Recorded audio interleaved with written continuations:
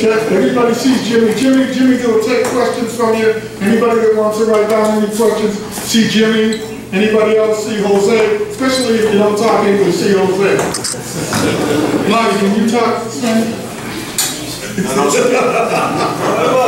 All right. But we're going to get right into this because we're running late. So I want to introduce Marty Walsh, a candidate for mayor of the city of Boston. We're going to ask him to say a few words, and then we're going to start on the questions because we have to move real fast.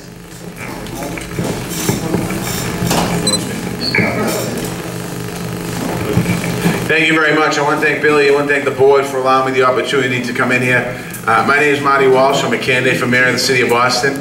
I've been a state representative for 16 years, representing Dorchester, right down the street. I grew up on Taft Street, which is between Dorchester Avenue and Pleasant Street off of Columbia Road. And I live currently in Savin Hill on Tuttle Street, on this side of the bridge, not over the bridge where the big money is. And I've lived in Dorchester my whole life. I know a lot of you in this room, whether it's through the policing or through the community or through involvement. My district that I represent today is majority people of color, 56%. And the only reason why I say that to you is because I get a lot of questions, well, how are you going to represent Boston? Can you represent Boston? What's your platform? And there's a lot of important issues to talk about in this race, and I've been talking about these issues the entire race. I'm proud of what I've accomplished as a state representative, and also for 2 years I took over the building trades. And when I took over the building trades, when I looked around the room, one of the things I realized was there was not enough people of color and women in the trades. So I started a program called Building Pathways. And I'm proud of that program. And in the time that I've started that program, in 18 months, we've been able to put 54 people into the building trades. And when I created that program, there's been a lot of pre-apprentice programs around the city. And at the end of the pre-apprentice program, somebody gets trained in Ocean 10, somebody gets trained on how to weld, somebody might get trained in something else, but there's no job. There's no job at the end. And what we did when we created this program, we put 100% placement into the building trades. And I was proud to say that we've been able to put a lot of people into the program, and that program's in existence today. Now that's not the answer to all of the questions, but it's a beginning start. The thing that's alarming and that concerns me about Building Pathways was and is, in order to get 55 applicants, we had 1,000 people sign up. We had 1,000 people sign up, and some people weren't able to get qualified because of a lack of education, lack of ability to pass a drug test, things like that. And those are things that we have to work on, and I'm going to work on as mayor of the city of Boston. I've spent my entire career about bringing people together and working on issues. And during the course of this race, there's been a lot of discussions around a lot of different things. One of the discussions that came up very early on was the police force and the diversity in the higher echelon of the police force. And it's an issue that I've not run away from, nor will I run away from. And I've put it right out there that I'm going to make sure, as mayor of the city of Boston, my police force, the upper echelon, is going to look like the city of Boston. My police force as itself, as the police force itself, when the city or when the civil service puts out tests for officers to sign up for civil service, what happens is you get a flyer and you hand the flyer out at the different civic associations, you might post it in different stores. We need to do more than that. We need to recruit young people from our city to make sure that this is a real viable opportunity. People that work in police and fire, those are viable jobs. We need to make sure that our teachers, we have a school district, 80% kids of color that go to school in our city, yet our teachers are about 20% teachers of color. That's a problem. We have major problems there. My cabinet is going to look like the city of Boston. I've said that. Not only is my cabinet going to look like the city of Boston, my cabinet is going to be responsible and accessible. And I think that's the key to how we move our city forward. Accessibility, whether it's a police commissioner, whether it's the parks commissioner. Regardless of what it is, we need to make sure that we continue to move our city forward. One thing I'll say, and I'm going to take questions. I don't know how long I have to talk, so I'm talking fast, and I apologize. Today, let me just tell you a quick brief history of who I am. My mother and father came from Ireland. My father came in the early 50s. My mother came in the late 50s. They met here on Dudley Street at the Intercolonial Dance Hall. They got married. When I was a kid, I grew up on Taft Street, as I said. Our shopping district was Kresge's. Our shopping district was Rick's Drugs. In 1980, when the Iranian hostages were trying to be saved by the Marines when the helicopter crashed, I was sitting in Cummings on Dudley. Those of you that don't know Dudley, you know Dudley, but those of you that don't know Cummings, who used to be there. I'm very familiar with the neighborhood. I grew up in this neighborhood. I grew up, not too far from this building where we are here today. And I'm proud of that. And my father was a laborer, a construction laborer. When he joined the laborers union, when he came out to this country. And of course, as I went to high school, I joined the laborers union, and I became a laborer. And I worked out in the field with my hands a couple of years. And you know, at the age of 7, I had cancer, and you know, I got treated at the Dana-Farber, I got treated at the Children's Hospital. My mother gives the credit for me being here today more to the prayers that people prayed for our family when we had it. And during those times in the 70s, my father made about $12,000 a year to work. So it was community that got together, rallied around my family, had a benefit dance for my family to help us pay the bills. Okay, I don't really remember that. I was a kid. I remember being sick. I don't remember the community coming around. At the age of 28, I went into detox. I went to detox because I had a drinking problem. And I had a drinking problem, and I had to address it. And when I did that, my whole life transformed. So I've had an opportunity in my life to have 2 second chances. One, I really didn't have any control over. The second one, I certainly did. And it's a day at a time. And because of those experiences in my life, there may be a better elected official. Okay, and I've been involved in some other stuff when I was growing up too, so I'm not squeaky clean. Any precedents in here? That's off the record. I should have said that first. I'll be in the paper tomorrow. But you know, so when we talk about, when you look and say, when somebody says to me, you can't represent a neighborhood. Yesterday morning, I was at the 60th floor of the John Hancock. I had a meeting with Jack Connors. It was a great meeting. I looked out and saw the city of Boston behind me. But in that meeting, I was trying to impress him, okay? Because he's Jack Connors. Later that day, I was at a meeting in Grove Hall. I was more comfortable in a meeting in Grove Hall because that's what I want to be when I grow up. I want to run for mayor to help the people of the city of Boston. And the meeting I had in Grove Hall was with somebody who talked to me about what are you going to do to help people? And that's what I've spent my entire career on Beacon Hill doing. What separates me and anyone else in this race is my compassion. Because I've been there and I've been back. And my life experiences. I've lived my life experience. I'm proud of what I have accomplished in my life. I'm proud of who I represented. I represent my district today as a state rep. I represent every single person in the district, in my district. So I am looking forward to hearing your questions, but I'm also looking forward to being your mayor. I know there's a lot of police officers in the room.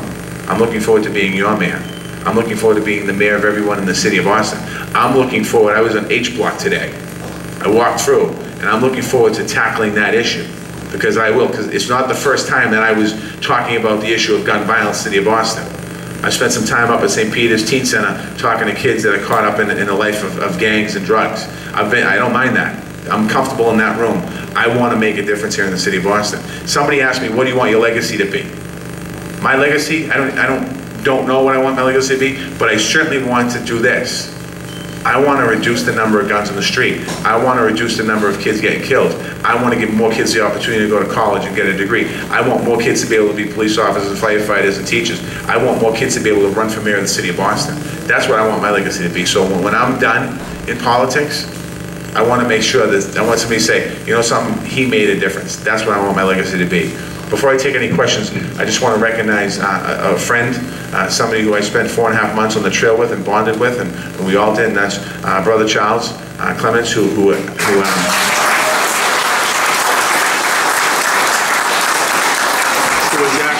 actually, you know, a lot of us brought up a lot of good ideas, and we all had ideas in this race, and we should be sharing each other's ideas about moving the city forward. And Brother Charles made sure that you know, he was there, prepared, and actually it was about 3 months into the campaign. I looked and I saw the way his notes were going, and I said, that's a good idea, and I actually stole the idea. So thank you. But I loved any questions. Yeah. Ask questions from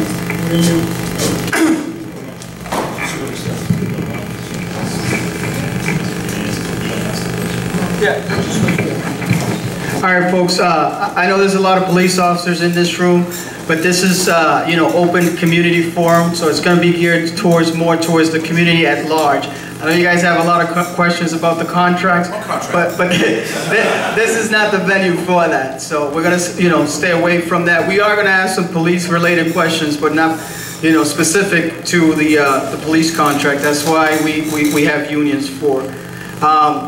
These questions are coming from the community, and they want to know your feelings on certain issues, Marty, and we're going to get right into it. The first question is, what will you do to increase the property values in neighborhoods such as Hyde Park, Mattapan, Dorchester, and Roxbury? What we're talking about is comparable to such neighborhoods at South Boston, West Roxbury, and certain parts of Dorchester, but with also maintaining affordable housing? That's the first time I heard that question. I think one of the things that we have to do is increase the supply of housing in the city of Boston. I don't know if I necessarily want to increase the cost of housing in every community in our city. We have to make sure the housing in our city is affordable. Because right now it's unsustainable in a lot of neighborhoods. The neighborhoods you mentioned, South Boston, Charlestown, parts of Dorchester in some ways, West Roxbury. It's unsustainable for folks to be able to buy a home there.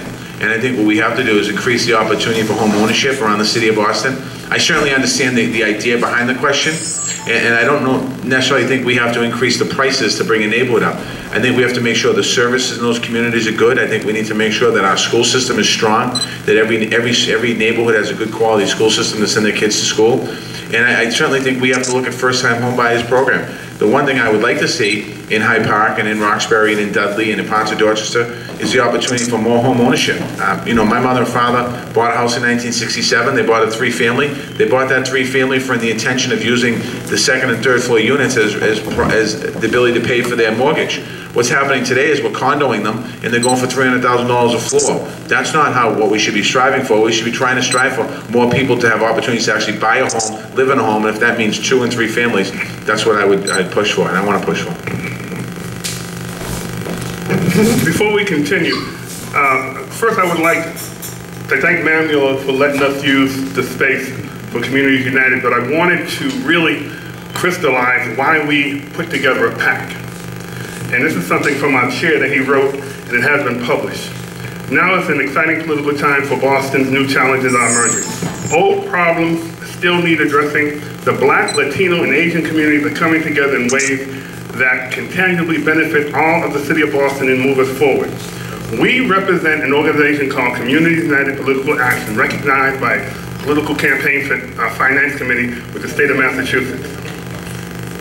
We were created to give the communities of color more of a voice determining the economic and political direction of the city. For too long, the communities of color have sat on the sidelines while others prospered and benefited from Boston's growth and felt safe in their neighborhoods without fear of violence on the streets. Our goal is simple: give the communities of color real input determining our destiny and the future of the city. With this in mind, we created a process and evaluated and support political candidates who can best represent our city. Using an urban agenda created by the Boston Leadership Forum, the New Democracy Coalition, and UMass Boston, and the Mass State Democratic State Committee, we have created a process to communicate to candidates what issues need to be addressed in our community. Our first focus has been to galvanize the community so that we can have a voice as we go forward. I just wanted to share that that's our purpose. We don't want anyone to think that we're here just for today. We're here for tomorrow and beyond. And we look for the community's involvement in this process. As we go forward and being part of to make history of electing a new mayor, it becomes really important that our voices are heard and people take the work that we do seriously. We have partnered with MAMLEO around issues, and we've brought results. And the results came because of folks like folks in this room. So it becomes really important as we go forward. But I wanted to share that with you so there's no misunderstanding of why we're here. We're here to bring about change. Thank you, Leonard. Jimmy Gilden. Representative, this question that I'm asking I look at it as a follow-up to the first question that was asked of you, and it reads, with many 236 and Section 8 developments being paid off in the coming years, what will you do to keep low-income tenants in these developments? And for you folk out in the audience, Section 8 and 236 are sections of the United States Department of Housing and Urban Development laws. And so the Section 8 buildings, the 236 for elderly and assisted housing, what happens there? I used to work at house, so I know this background, but it's not my question. Do you have a regulatory agreement which controls the ownership, renting out those units for a certain period of time? All those buildings that were built in the 70s are going to lose those regulatory agreements. They'll be wide open. So you look at the Cruz buildings on Humboldt Avenue, look at the other buildings like that, they're all Section 8, 236 units. So the question is, what will you do to try to ensure that these units stay available for the tenants who are currently in them? Another name too for this type of program is expiring use, and that's what we dealt with this already in Boston. Two of those areas, one is Harbor Point, the old Columbia Point. The federal government was going to end the programming down there about 6 years ago. And there was a move by the ownership down there to possibly look at that. What would have happened was Harbor Point would have become all market rate housing, and the families that lived down there would have lost their subsidy. Another building in Boston is Keystone. It's an elderly building on the Southeast Expressway. And Savin Hill, the Savin Hill Cable Apartments, which is for seniors. So I certainly will work with our congressional delegation in Washington to make sure that we don't, the expiring use continues on, so that we continue to have subsidies for residents in the city of Boston, and also work with the state. But it really is a federal issue, because what happens is if the expiring use expires, these families have no place to go. So ultimately they're going to end up with the city, and we're going to have to find places for people to live. And so we need to make sure we work with the federal government in Washington to continue supporting these programs. Right now, though, however, there's an issue with housing. The federal government cut the housing budget because we don't have a budget, $22 million this particular year. So the BHA, those of you, the police officers in here know, they got rid of a lot of services in those buildings with senior citizens, and they also laid people off. So we have a real potential problem happening this fiscal year that we need to keep an eye on. The city was able to fund a lot of programs with BHA, but this is a real potential problem as the next mayor of Boston, and my whole career has been focused on making sure that we continue programs like this that help families that need the support. So I have no problem supporting it, and as mayor I will make sure I'm down in DC fighting for this, because this could be a real problem for the city of Boston in more ways than one. Okay. Marty, what will you do to allow the community of color, the people in this room, members of MAMLEO, to be part of the vetting process for the next fire commissioner, for the next police commissioner? And it's a two-part question also. The community at large to be in the process of be allowed to be in the process of vetting the next fire commissioner, public schools, and other heads in the city of Boston. This question was asked of me the other day by Larry Harmon. He was doing a story in the Boston Globe about how we're going to select a new fire commissioner, police commissioner, and also superintendent in schools. And I feel it extremely important that the community has a large role in making sure a vetting process. And I haven't thought about how to set this vetting process up yet, because my goal has been to get elected mayor of the city of Boston. But I find that any time that I've witnessed, whether it's here in the city or in the state level or even the federal level, where there's no involvement by the community, you certainly have problems and you set yourself up for failure. So there will be a process set up, and there will be plenty of opportunity for the community to have input and for other organizations to have input in how I choose those three important positions. And they are three important positions for the city of Boston. And I know in particularly the police department have had some issues, and I think we need to make sure that there's an open, transparent process, because I do not want to have the same problems and deal with the same issues that are going on now with promotions, not promotions. People should be promoted. It's going to be a fair process, an open process, transparent process.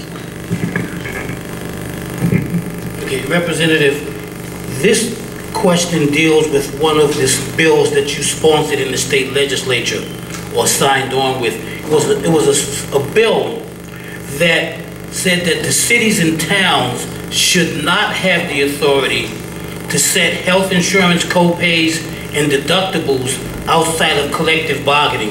And the question is, do you agree with that legislation now that you are running for mayor? It's a legislation where you sponsored it to say that the cities and towns, the municipalities, would not have the authority to set health insurance co-pays and health insurance deductibles outside of the collective bargaining process. So the question is, are you still in agreement with that now that you're running for mayor? Why or why not? Yeah, it's around plan design, and that was my legislation, and I filed that amendment to allow bargaining units to have the ability to deal around plan design. City of Boston pulled out of that agreement because they did coalition bargaining and they were able to work a deal out. But what my amendment did to that bill, which ultimately became law, was allowed collective bargaining units to have the ability to set up plan design for your health insurance. So when it comes to what benefits you might have and might not have, or what your deductibles or copay deductibles would be, you'd have the ability to be able to negotiate them. I supported it when I filed the amendment, and I certainly support it now. I think it's an important piece to have people allow the opportunity to have some say in what their insurance are. The reason why the bill was filed was to allow cities and towns and municipalities to buy into the GIC, which would ultimately, they think, bring costs down. We really haven't seen that yet in a large-scale process, but I certainly feel that way today, and I always will. Okay, State Rep Walsh, looking at this crowd here, what is your understanding of your own white privilege in a city that has a majority people of color? I know you talked about this in your intro, but can you elaborate on that specific question? That's a lot right there, boy. That's an open-ended question. What is your understanding of your own white privilege in a city that's majority people of color? What do you think? I don't know. Yeah, I mean, I live in Dorchester. I live in Dorchester. I don't know if I view it as a white privilege, but let me try and answer it. I don't see color when I'm out there representing people in the city. I told you I had an addiction issue. Addiction doesn't, I didn't do drugs. Alcohol doesn't discriminate, drugs doesn't discriminate against color of the skin. I certainly know there's been issues in this city where there's certainly been problems with discrimination, okay, if that's what we're trying to get at with the question. I understand that. You know, after the Trayvon Martin case, you know, there was a story in the Boston Herald that spoke about 2 young kids that lived in Boston, and when they were walking certain neighborhoods, they had to take their hoods off because they're concerned about it. We have problems in our city of Boston. As mayor of the city of Boston, again, I represent all of the people. Nobody should be concerned about walking down the street, going into a store, walking into a school or wherever it is, regardless of the color of their skin or their gender identity or who they are. That's something that I've never stood for as a person, certainly as a politician, but as a person. And I think that there's a lot of opportunity here for us in the city to continue moving our city forward. You know, I'm not going to sit up here and say that, you know, this is a great, we're all happy and everything's good. There's definitely challenges in all different levels of our city and in society for that matter. But, you know, we have to make sure we continue to move Boston forward. And as mayor of the city of Boston, I intend on doing that. And, you know, my administration will not stand for any of that, and I'll make sure, and if for some reason there's discrimination at any level of my administration, that person who works for my administration won't be there if it's brought to my attention. And that's when I talk about openness and communication. The one thing that we need to make sure that we have in the city is communication and openness, and that means if there's a decision made by me, one of my department heads, the superintendent, police commissioner, fire commissioner, whoever it is, it's important that we have an open line of communication. I don't know if that answers the question, but I'm trying.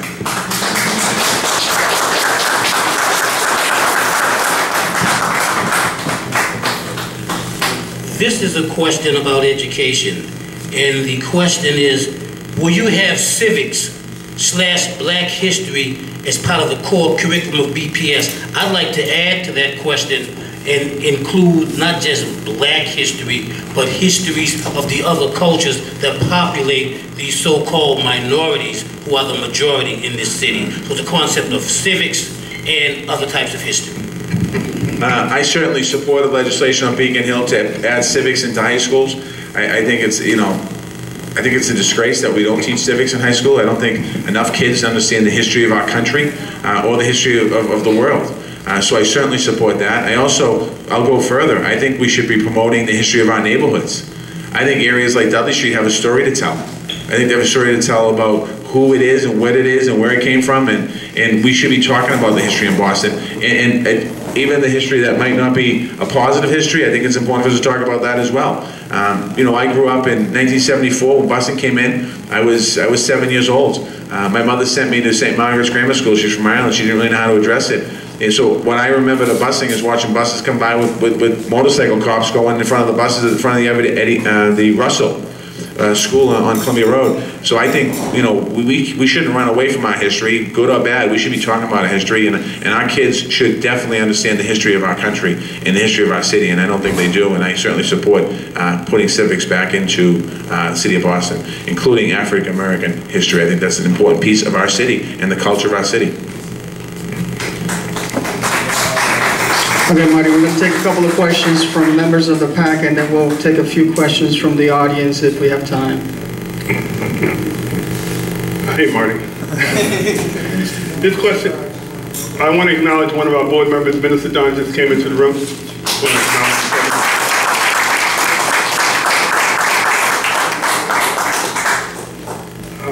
Marty, this question is very personal for me. But it has a direct impact on our community. As you're aware of, there are a number of organizations that come into our community and start nonprofits. One in particular, ROCA, and they get access to $27 million. And they come into our community without even asking our permission. And people buy into it. And then we're fighting to get groups like that out. It's almost like social colonialism, where they think that we don't have the skills or the talent to take care of our community. And as mayor, what would you propose so that if someone has a great idea of ending youth violence, they're not going to bring all their people in, and there's been groups that have been doing this work for years, but they don't have enough resources, and they just minimize them as they go forward in terms of developing and running their program. With ROCA? Yeah. They're coming from Chelsea. No, where did they come into? I know they're coming into Roxbury, Dorchester, and Mattapan. They made a deal, VA through the governor, around $27 million to do re-entry work, and not partnering or building relationships with virtually none of the community-based organizations who are currently doing that work. I'm very familiar with ROCA. I know the work that they do in Chelsea. They do some great stuff over there. I know at one point they got some money to come into Fields Corner, and they didn't notify the community, and they ended up not going into Fields Corner because the community didn't accept them. When it comes to nonprofit work, I think it's, we have to have a process of going through the community. The one thing I see as a problem with some nonprofits is a lot of duplication of services, and I think it's important for us to look at those services and not necessarily duplicate them. If we can strengthen something we have, we should strengthen them. Particularly around, re-entry and things like that. In some cases, we don't have enough re-entry programs in Boston. So I certainly am supportive of a community, either wanting something in or not, but sometimes as a mayor, you have to make tough decisions on supporting something coming into a community as well. I'll give you one example that it's a nonprofit, but it's not re-entry. Pine Street Inn. Pine Street Inn wanted to come to Pleasant Street in my district, a 6-family house behind the Boys Club, and some residents didn't want them, and I stood up for the families to say that we should have these families. These were homeless families that came into Dorchester, and they got the approval to come in, and there's never been a problem with the families there. So I definitely think we have to look at some of the nonprofits. One thing that we want to do as mayor, what I want to do as mayor, is look at some of the nonprofits out there and streamline some of them. Again, you can have 7 different programs doing the same thing, when in fact, if you could strengthen 1 or 2 of those programs, they could take do a lot more good for communities. So I'm not opposed to it. I certainly think communities should have say in what comes into their neighborhoods. And I'm not too familiar with the ROCA program coming in. I use it as an example. The key point is that people come into our community offering different types of services and don't build a relationship with people who live here. And our past administration has embraced that philosophy. No, you have to work with the community, particularly around violence in inner city areas and all over the city. You have to work as a community. I think the reason why we're not able to get ahead of some of the violence in our city is because we work in silos. I think we have to stop working in silos, work in groups, collaborations, and really truly address the issues on the streets of Boston.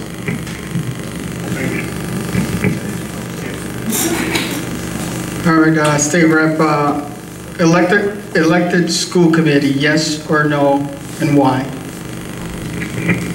I'm not supportive of an elected school committee. I'm supportive of an appointed school committee. I would like an opportunity to be able to, when I become mayor of the city of Boston, make some of the changes that I want to make to improve our schools. My concern with the elected school committee is the fact that people running for office and not having the full understanding of wanting to be a school committee member, but actually wanting to advance their career down the road. And you know, I want an opportunity here. You know, I guess we could say in the city of Boston, the appointed school committee has been a success in some cases and a failure in other cases. We had an appointed school committee. We had an elected school committee at one point, and it did improve the quality of our schools. In the last 3 years in Boston, we've made some, well, over the last 20 years, we've made some gains in some of our schools. The last 3 in particular, since education reform, we've made some real advances in some of our schools. So I would like the opportunity to work with the appointed school committee. The one thing that we will look at is expanding the school committee to make sure that every community, every district, if you will, has a representative on that district, so they have somebody that connects to the community. I think the problem with the appointed school committee right now is they don't have relationships with the community, so they don't fully understand the challenges that every neighborhood has, because every neighborhood doesn't have good, quality, safe schools for their kids. Thank you. I'm going to incorporate 2 questions into one, State Representative. One question says, please explain in detail how you would balance protecting taxpayers of Boston while maintaining your allegiance to the unions who were very important in your preliminary victory and would be monumental helping you become the next mayor. That's the first question. Second question ties into the union piece, and it says, the local 223 has a history of racism. When you were head of this union, what did you do to change minds and hearts? All right, let me stand up for this question. The second question is very unfair, just for the record. It doesn't matter, I have it in my head. 223, I'm the president of Labor's Local 223. And 223 is not a racist union. Never has been, and I'm the president of it and never will be as far as I'm associated with it. So that question, I think, is very unfair. First of all, it has nothing to do with the mayor's race, but I just want to address that, and whoever asked that question, we can talk afterwards about that question. The second piece, as far as my loyalty to unions, this week I took a very difficult position when it came to the arbitration. I'm going to bring it up because it's probably going to come up as a question. I feel my ability as a mayor and my relationship supporting working class people will give me the understanding, the ability to be able to work out a contract negotiation at the table. The police went without a contract. You've gone without a contract for 4.5 years. I don't understand how come it takes 4.5 years to get a contract negotiated and have to go to arbitration. And what my intention of doing is making sure that long before we get to the arbitration room, that we will get to the point of having a contract settled. In saying that, what happens when it goes to arbitration is sometimes there's an award given that sometimes is too rich for the residents of the city of Boston. And as mayor of the city of Boston, my intention is to make sure, and I believe in the process of negotiation. Arbitration is the last resort. At the end of the day, that's the last resort, that's the last stop on the train. And I've asked the city council, I've asked the mayor of the city of Boston and the Boston Police Patrolman Association to go back to the table, to talk about this contract and try and come up with a better deal for the city of Boston. I find that it's very important to do, and I've asked that more than one time in this campaign, so people know where I stand on it. I also feel that the way to negotiate a contract is by getting it done before the contract ends. I am elected to represent not the unions in this city. I'm running for mayor not to be elected to represent the special interests in this city. And that means MAMLEO and all the groups that put together today. I am running for mayor to be the mayor of the city of Boston for the residents of the city, the taxpayers of this city. And when I am making a decision on a contract, or I'm making a decision on anything that I do as a candidate for mayor, as a mayor of the city of Boston, the residents and the taxpayers of the city of Boston will always come first. And that's what I'm doing. And that's how I will govern, and that's how I will be as mayor of the city of Boston.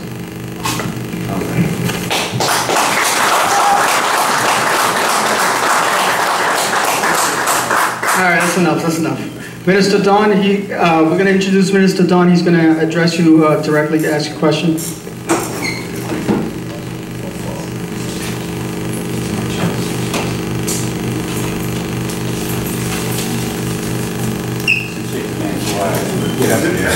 After I leave, I hope you shake mine.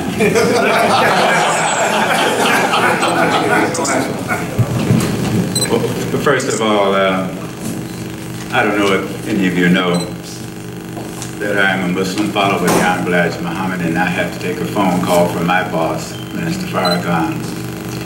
And 25 minutes, so I won't be able to stay here to hear your answers. But I want the public here to know what my questions are. The police problem in this city is terrible. It's absolutely terrible. One of the worst things that this department could have ever done, they did. They took the efforts of the Boston Miracle and implied that somebody else did it. I can tell you who started it. The facts are here. We drew 50,000 people to Franklin Park to fight crime with the Boston Police Department. That does not happen today, this day.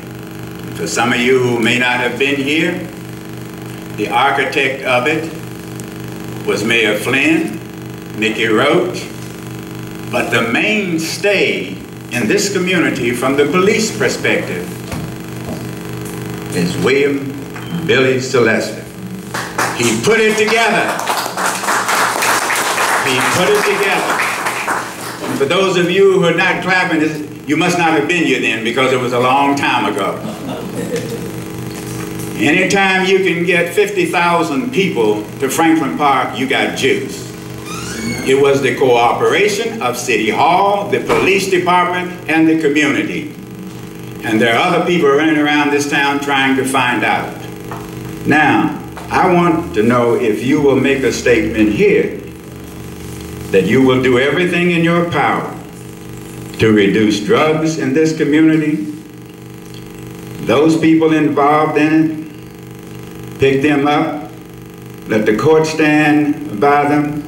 But are you willing to work with the community, which is what has to be done? Because everybody knows that somebody knows when something goes down on Columbia Road. But if the police are not going to be responsive with people in the community, then I got to walk away. And I'm serious as a heart attack. I got a letter yesterday from somebody who killed all of those people across the street from John Borders Church. He's in prison in Colorado. And if this town was run the way it should have been run, somebody would have given the information to William Sylvester, or somebody would have worked on him. And in that case, I'll even let some of you read the letter if you want later on. It made me cry. I want to know what you're going to do about black history. This administration kicked it out of the school system. Kicked it out. And we've been able to save children just by letting them know how proud they ought to be from what their forefathers did. There is so much property in this city that needs to be renovated. I want to know if some of the residents can apply for jobs. I know people who are in the construction business. It got so bad in Boston, I left the town. Because many towns in Massachusetts do business with my company, and we do nothing for the city of Boston. So, I want to give you this from my friend, William Sylvester. It's good reading. I have to go for an obligation, but I want you to tell this audience what you would do about those three subjects. And may God bless you, and I wish you the best of luck.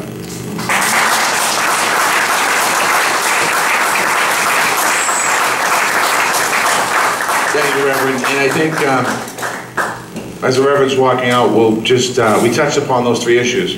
The first one, the drugs and the crime in our street, particularly the drugs and addiction. I've dedicated my entire career on Beacon Hill to that. I've worked extremely hard in many different cases and categories. That's one of the reasons why I'm running for mayor of the city of Boston. I got a second chance myself, and it's given me that opportunity in my life to be able to do it. It's an issue that I look forward to as mayor of the city of Boston, working on and bringing up. Too many people run away from drugs. Too many families don't talk about it. And it's something that I've, again, I know it better than anyone else in this race, including my friends that ran the primary. I've dedicated my entire life on Beacon Hill to working on this. I've helped keep programs open and trying to give access to addiction service and recovery programs throughout the city of Boston. The second piece of the question, as far as the black history in the schools, I committed to that. I think we have to do more with that, more with civics. I mean, I honestly think that our kids don't understand the history of our city. And in some cases, kids don't understand the history of their own culture, never mind the city. And I think that that's an important piece because they don't hear it at home. And the third part was housing. And I touched upon that a little earlier. We have, a lot of issues there to work with housing, and I think I covered it. If you want me to go at it again, but I think we covered it a little earlier. Thank you, Marty. The other question is, our community is a great community. It has rich history, but no one gets to see it other than us. What would you do to blend the community with downtown and with tourism to get buses and people to celebrate what we see and celebrate every day? As mayor, what would you do, Marty? I mean, one of the things I spoke about when we talked about teaching about history of in schools and civics, I think we should promote our communities. I think we should promote our neighborhoods and tell the story. When I mentioned Dudley, I saw a few heads nodding out there. There's a story to tell there. When you talk about Franklin Park right down the, within 300 yards of this building, we need to be able to tell a story as people go up Columbia Road, down Columbia Road. And not only that, but we should bring pride into our neighborhoods. Dorchester High School, which is in my district, has a football team, has a basketball team, and nobody from Dorchester goes to watch the games.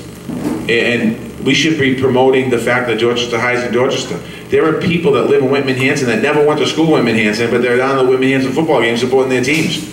We should be bringing that pride back to our neighborhoods and promoting our schools, and it will help our communities and give kids some pride and some hope. I think there's a lot of things we need to do as far as bringing pride back. So it's not just simply bringing tourism into our neighborhoods, it's also bringing pride back to our neighborhoods, and I intend on working on that as mayor.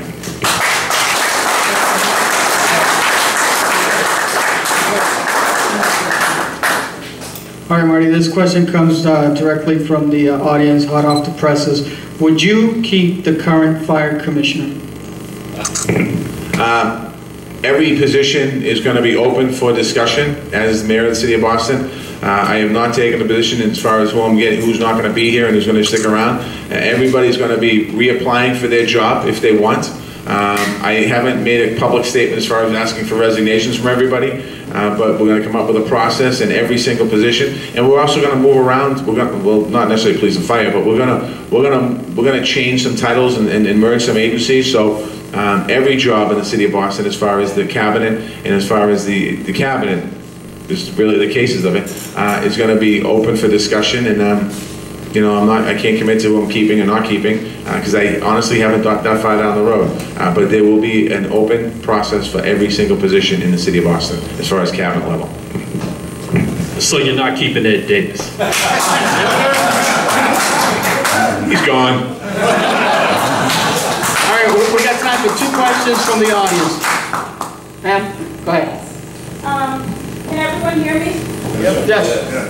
Okay, Representative Walsh, I find you to be a sincere person. I've heard that from a couple of people. I thank you for your compassion. You say you don't see color. I think that's important, but I also think it's important to see color. And, you can ask folks of color why that might be important, just to kind of be a little more informed about it. I suggest that you read White Privilege. It was written by a white woman, and it speaks all about white privilege. It really breaks it down. Yeah, you guys laughed about the question now, huh? Go ahead. Go ahead. Go ahead. You have to show respect, please. Hold the horses. What will you do to further be informed and aware of inequitable matters throughout Boston? What will you do to educate yourself? Because there is inequity, and I know you're aware of it, but I wonder to what extent. And so my question to you is, we all have to be informed. We all have to learn. What will you do to further inform yourself of things you might not necessarily be aware of when it comes to equity? Thank you for that question. the best thing that anybody can do, particularly in position of mayor, city council, state representative, just human being, is listen. And listen to people when they're out there talking to people. I've, you know, as a person over my 16-year career, I've had the chance to really get a chance to go around the city and around the state and listen to the different challenges folks have in different neighborhoods and different problems people have. Since this race for mayor, I've really had a chance to dig into the neighborhoods. And just being, I think you have to be, as a mayor of the city of Boston, you have to be out in the community. You have to be in every community as best you can and listen to people and be accessible. And I think, and also take ideas. I'm not afraid that if somebody has good ideas or better ideas, I accept them and I'm willing to, I want them. And also accept criticism. Don't take criticism as a sign of somebody being critical of you, you know, criticizing everything you do, but take criticism as an education. And that's what I do now as a person, and that's what I do as an elected official, and that's what I've done as a candidate, and I'm going to continue to do that as mayor of the city of Boston. And just so when you say, I don't see color, I certainly understand that. I certainly understand your point. I think it might have been answering a different question, but no, I see there are challenges in neighborhoods, and I am not blind to that. And there's discrimination in neighborhoods, and I'm not blind to that. And that's what I meant by that. Marty Walsh, we have a question here from Senator Owens. Thank you very much. I have a two-part question. The first one has to do with your transition team and how many, have you decided how many people you want on your transition team and what percentage of those people will be people of color? That's the first part of the question. The second part of the question, whether or not, and you've talked about and said that you would have your staff reflect the city of Boston in terms of race.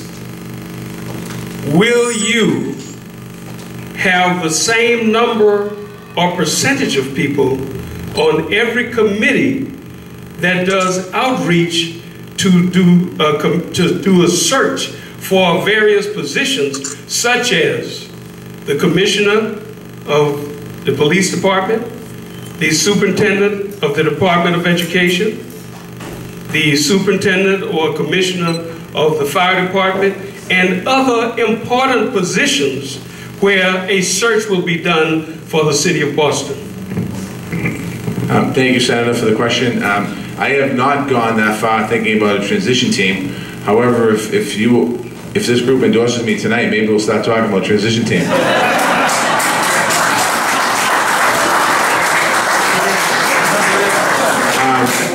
Yeah, I mean, as far as the searches, I mean, when I talk about my administration and the different committees reflecting the community, I absolutely mean that. I mean, I think it's important. Again, when we talk about superintendent of, commissioner of police or fire or superintendent of schools, you know, one of the things I'm looking in the commissioners and the superintendents is their understanding of the diversity of our city in many different ways, and they have to be able to understand that. And I certainly would expect a search team, committee, whatever it is, including my transition team, to have to understand that the questions so that every neighborhood can be represented on that. So yes, my answer to you is yes. I support that and agree to that, as I do to my administration. And I also want my not legacy, but I think it's important for us to tap the young people in this city that are in school and bring them into city government to work in city government and become an incubator for a lot of folks, particularly people of color and women. It's a real opportunity to have people come in, and I've had many people in my office come through my office over the years that have had the opportunity to work 2 or 3 years and then go on to do great things in their life. And I want to use the same opportunity for folks in the city of Boston in city government to get the experience, because I think public service is a great profession. I think we often get criticized by the press over it, but people that work for the government, work for people, our job is to help people, and I think that's a good profession. It's a great way to help give young people an education, so when they're out in the world making all kinds of money, they understand what the struggle of the average person is. Sir, in the white shirt, t-shirt there. My name is Jordan Kelly. I'd like to ask you, sir, if you get in office, would you make a declaration of all new housing that's being built in the city of Boston from day one? 50% of that housing goes to people who work minimum wage jobs and up. To eliminate working homelessness here in the city of Boston? Thank you, George, for the question. I'll do my best on that. I mean, what I think we do have to do in this, we have low-income housing now that a lot of the CDCs build in the city of Boston. I think one of the areas that we have to work on is also workforce housing and giving folks the opportunity to be able to buy a home or live in a home that's workforce housing prices where they're not being priced out. So I will work towards that goal. I can't commit to that goal tonight, but I certainly will commit to the goal of making sure that we create more workforce housing in the city of Boston. Sir? Essentially, I'm trying to consolidate this question. I understand what you said about if the agency's gone. We've already been things. We understand that. I'm going to be more direct with you, Representative. Will you appoint a black Boston Police Commissioner? It's a yes or no answer. And the reason I'm prefacing that is we've gone through all the nationwide searches and we still come back and the same people within the rank and file of the Boston Police Department are miraculously selected because no other minority candidate seems to be qualified. That's part one. Part two, you recently let the firefighters union know that you would be removing Rod Frazier, the current Boston Fire Commissioner, and also his deputy, and replacing him. Is that true? Yes or no? If it is true, whoever you appoint to that position, are they going to maintain the openness and that receptiveness that the Boston Society of Vulcans, which is the black firefighters, have been receiving under Rod Frazier? Because previous commissioners, they didn't even get a seat at the table. And number three, since you're going to have your committees and everything else that be more reflective in the city of Boston as far as its population, the First Nations people, there's a reason why we don't get involved in a lot of the elections and things like that, because you know why? There's no one else up here that you're speaking to our issues and our concerns. And if you take a look at the voting statistics, you're going to find that we have a really serious amount of votes out here. So look at my three-part questions to you. All right, the first question I can't answer with a yes or no answer. Can't do it. I mean, it's going to be a search, and we're going to look at it. I can only commit the fact that the upper echelon of my police department is going to be reflect the city of Boston. And what I can't make that commitment tonight. The second part of that question, I did not ever state that I'm letting Rod Frazier go. I've made the statement that what I said here tonight, all the spots, all the main spots and all the cabinet level spots, if you will, are open for discussion. And the third piece is, there really wasn't a question to that point, but no, I understand, and it has the discussion of Native Americans and has not come up in the campaign, and I don't know, it's not necessarily anybody's fault in that, but it's certainly something that I am open to. I mean, not open to, I'm very cognizant of, and we're willing to sit down and talk to you after tonight. You know, I do know one thing, when there was some legislation up on Beacon Hill several years ago about casino legislation, and the Wampanoag tribe coming into Massachusetts, they came to my office. I worked extremely hard with them, with the ability to be able to get the gambling ability, because the federal government stopped it. So they I worked awful closely with Native American, the Wampanoag tribe back then. All right, folks, we're gonna, one last one. Go ahead, ma'am. Hi, Maggie Brown. There's a lot of people in our community that would like to start up businesses. It's kind of hard when there's a kind of cap or a low percentage of liquor licenses. Is there, what would you do to help raise the cap on that, or work with the city councilors to help us and support us to open up businesses and have a liquor license? That's one. And then also, I recently learned that yourself and Don Connolly was only allowed 3 debates, so to speak, but organizations such as Grassroots was not privileged to knowing when that information is going to come out, or being able to take one of those dates and times which I have. So would you be willing, along with John, to come into the community to speak to us, because those mainstream media that you guys are doing those phone calls, so we're asking for you guys to come in our community and speak to us as we did at the forum for the candidates. Answer and closing remarks, if you would. When it comes to the forums, one of the reasons we agreed to 3 debates is because we literally got hundreds of requests for forums. And in the primary, when we had 4.5 months to do it, there was probably 3 nights a week that we were in forums, and sometimes more than 3. So that was one of the issues. It was difficult to get done at the time, and I think most of us went to a lot of them. In the final, there's just too many requests. So what the campaigns have agreed to was 3 debates, and in the forums, we decided not to have forums, but we will show up at different venues to be able to speak. I talked to Donnell Williams yesterday and this morning from the Urban League, and I know he's working on something. So with my campaign and myself personally have been in contact with him to talk about how we can move that debate forward. Secondary question, if I can add to that. Yeah. You know, for any community to thrive, it needs restaurants. And for restaurants to really thrive, they need full-service liquor licenses. I know Councilor Presley is pushing that. Will you be an advocate for that within the community, the communities of color?